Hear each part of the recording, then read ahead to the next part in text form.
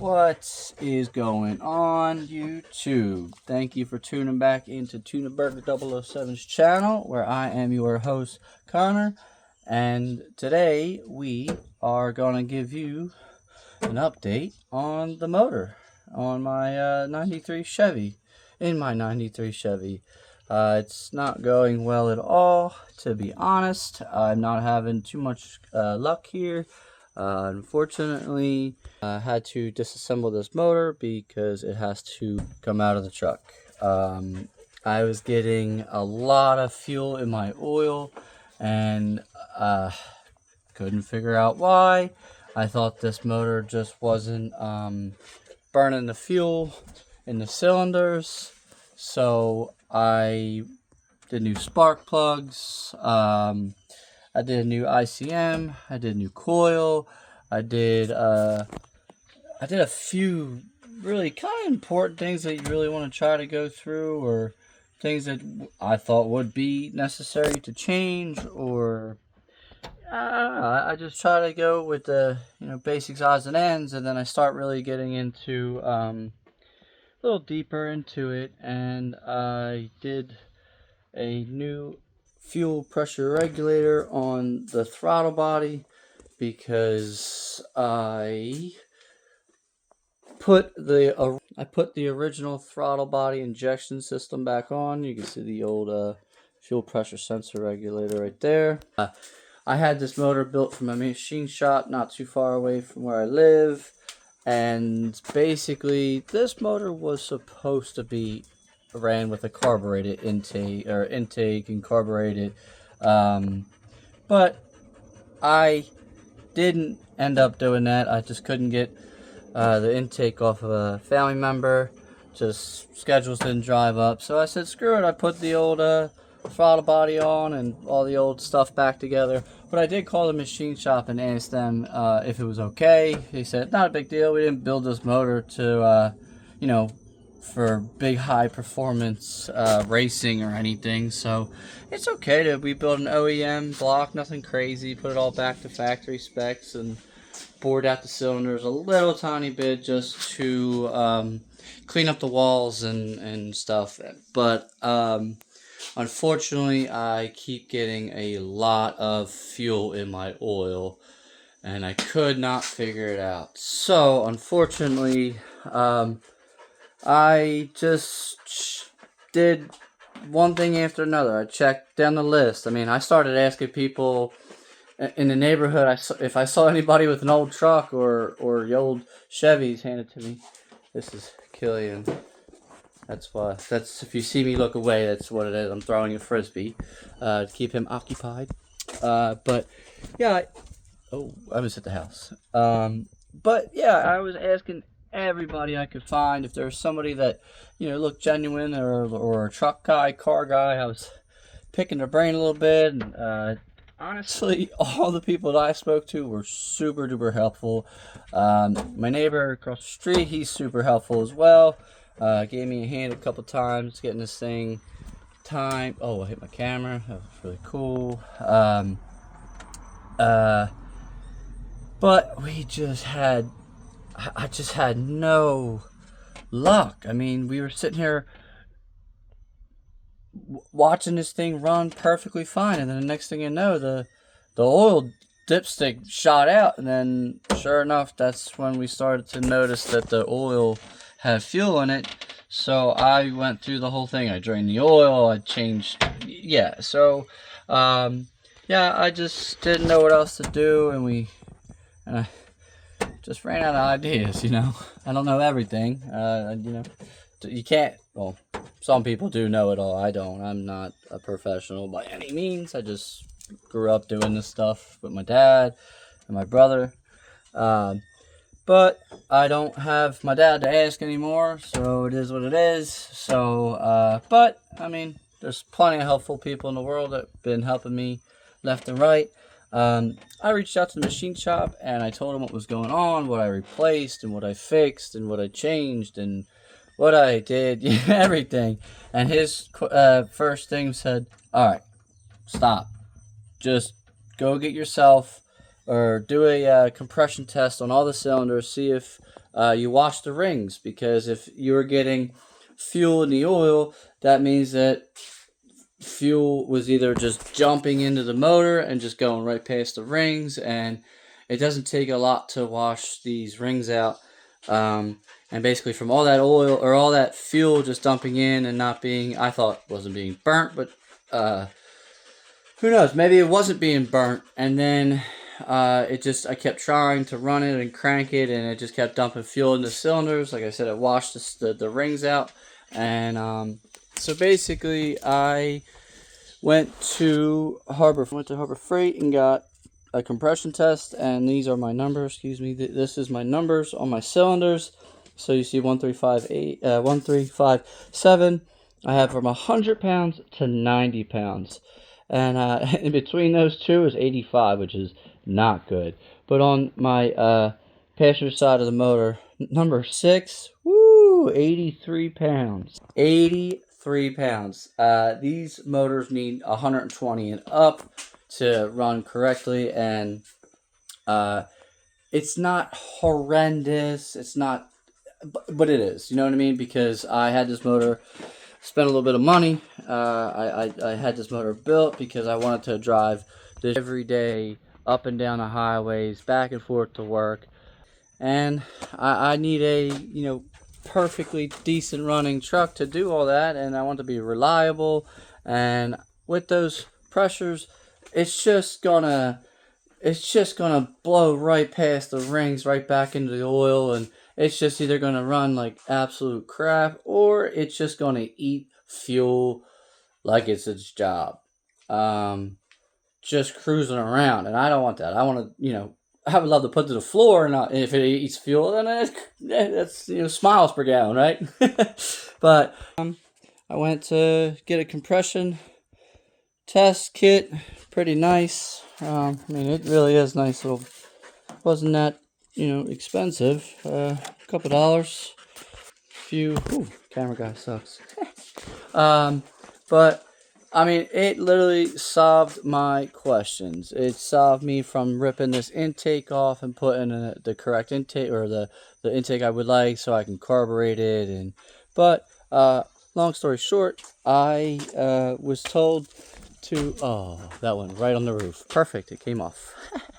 But unfortunately, he said, the guy at the machine shop, the master mechanic, said, just pull it out, bring it back, and we'll put some new rings in it for you, and be on your merry way. Either they're gonna do it, I don't want to say for free, because I would be able to let them do it for free. It's just, they put work, time, and labor. You gotta help out people, give them a few dollars, or whatever they want. I mean, at this point, I would like to get this motor, like I said, up to par, running perfectly, driving.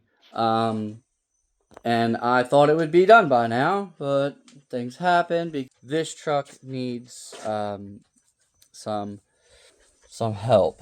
We just hit 300,000 miles. That truck, that motor is not happy. I got a tap and valve tap, and yeah, whole nother project over there. But for now, fingers crossed, it runs, drives, gets me to work back and forth while I work on this truck. But yeah, I just been trying to problem solve this motor to see what is going on, because when there's an issue or there's a problem, I really want to solve the problem before we keep going, because I just don't want this to happen again. You know what I mean? Because I got to take this motor out again and then put it back in. And I just don't want this issue to occur again. So I wanted to really look into it more. And again, I was around the corner getting a bite to eat, and I saw a guy with a car shirt on, and I asked him, I said, hey, excuse me, sorry to bother you. I picked his brain a little bit. I told him what I did, what I didn't. And he actually said, it might be your fuel return. And I was like, okay, cool. Like that's nobody said that yet. And I actually noticed when I was taking this motor apart, I will show you that I'm showing the fuel in and out right here. Fuel, I believe this is fuel in, fuel out, return. And when I took the fuel line off, it leaked a little bit. But when I took the return off, it was bone dry. So that was actually another really good indication that could have been an issue, that this motor at idle, whatever fuel wasn't being burned or wasn't being used, it wouldn't return back to the tank to obviously, like, not dump the fuel. So I mean, it's got to be it's got to be one of the good reasons why it was just dumping fuel into the motor. And I think I really have a good thought that actually could possibly be there could be several problems, but I think that might be actually one good problem to look into, because I had plenty of fuel coming from the tank and being dumped into the motor, and maybe at an idle, it wasn't return the fuel that it wasn't being used at the idle, or it was just sending up to the throttle body. So I would like to try to figure out how to clean that line out, or even look into, I don't know, blowing air through it and see if it passes through. I don't know. That's something I'm going to look into after I get the motor up out of my way. But I have a decent amount, a little bit more. I did the top the other day when I got home from work. And I have to get under the truck, take the exhaust off that I just finished. It's not, it's not the prettiest thing, but I'm trying, We don't have a welder right now. I have a welder, I just don't have the service to run the welder at the moment. So I wasn't really too fond. I just did some good old clamps to hold everything together. But yeah, I gotta take the exhaust down, I gotta take the drive shafts out, I gotta take the bolts off the flywheel, the transmission. And I'm gonna actually just leave the transmission in the truck. It's just easier. I'm not gonna worry about picking it all out at one time. I used a motorcycle jack actually last time to take the trans completely out. I just jacked the motorcycle lift right up to the the motorcycle floor jack. Woo, sorry. And just put some wood under it, picked it up, and this time I'm gonna do the same thing. I'm gonna leave it in the truck, and I'm going to basically unbolt it, pull it back a little bit, just leave it on the jack, yank the motor, and take the headers off, probably the water pump and the intake, and I'm gonna bring it back to them and to the machine shop and let them do their magic. And in that meantime, I would like to get the intake off of one of my family members to basically, hand it to me. Basically to get that intake and a new carburetor. And I'm going to run an Edelbrock carburetor, the 1405 or 1406. I'm not sure. I might go steal it off my Ranger. I'm not 100% sure if it will work, but I think it might work. So, yeah, I'd rather try to rob Peter to pay Paul on this project, because I'm trying to really do a budget build project. I don't want to keep spending a bunch of money on this truck. But it's supposed to be like a budget build kind of truck. But, yeah, it's not been a fun time. I mean, actually, it really has been a fun time. But now that I have to pull the motor out again, it's not the greatest fun you can have. I'd rather be burning some rubber. But things happen. You can't really, control it. I made a mistake. Make mistakes. But I learned from them. I'm going to learn from them. Figure out why it happened. We're gonna get to the bottom of this. So, but just wanted to give an update, show you what's going on, and tell you what's going on. But yeah, I am not the happiest person, because it's just me pulling this again for the second time. but it is what it is. We're going to get it done. This was the motor that was in it. Originally, this is a 5.3. The motor that's in that is now the factory 5.7 that came in the truck. And yeah, we're gonna just keep on keeping on, because that's all I can do. I need this truck to run and drive, because I can't have it, don't want it to sit in the driveway and rot away in my driveway. I'd rather rot over where that truck sits. No, just kidding. So thank you again for tuning in, give me an update, yeah, I'll see you on the next video or in the next update.